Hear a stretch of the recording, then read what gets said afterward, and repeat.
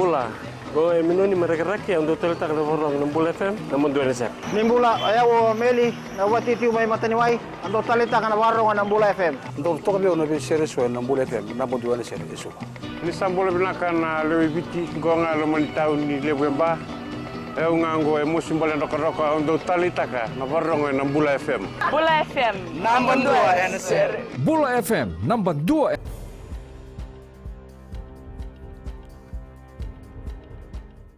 Nisam bulu binaka.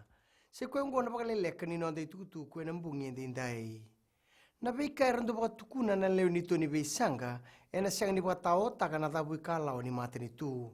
Ngona itu tuku baka ritaka na nonde lilu ni mata ni tu. Borenge mani marama. Ena ngona sule kina na non rei labo. Na tau kiningele ka baka duritoka kina na teipa ini ena moirani nonde bonua.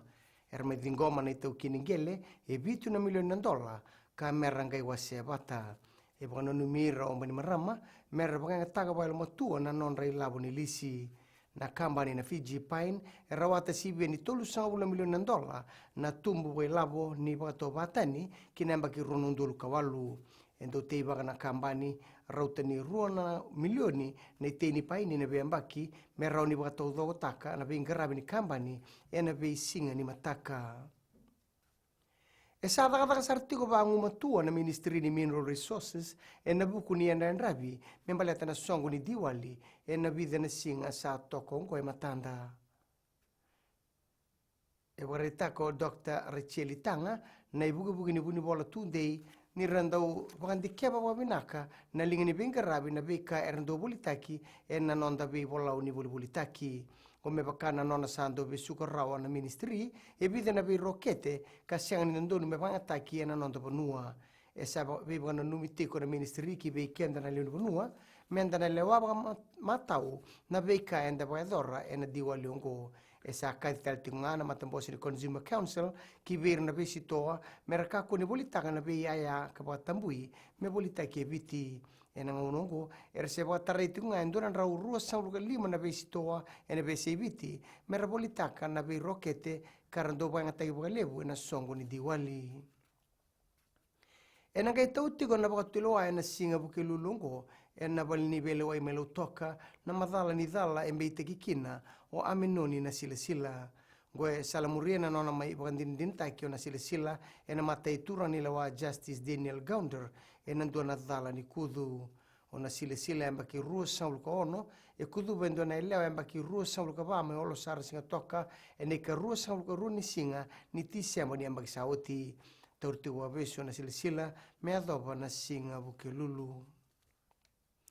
Kinangito, e sabe ka suka mai na timi ni bodybuilding ni nonda bonua o Patricia Malam.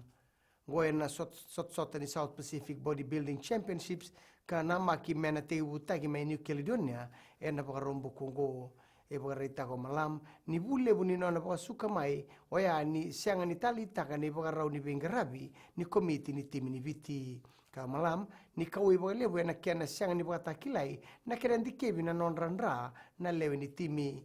Ka Malam ni siang ni dikebi na wini mate ni bako ko yango era tori bakatiku e sona dau bakarita ki yango ia mai bakarita na presidente ni Fiji Bodybuilding Federation o Villa Chand ni rato siang ni toko na nabeka e bakarita ko Malam tuna talanga o Chand ni ndo tango makini tuku membaleta nandra indikebi kakaya talanga ni nangai laki toru bagitale e New Caledonia nandra ni berni tegi butaki na sotsota e na singa barombuka. Mai dava kiri na Vakaleleka ni noda tukutuku na kena ikuri e rana na semana stiseni na Radio Fiji 1 kena Bula FM ni bwadeng vinaka.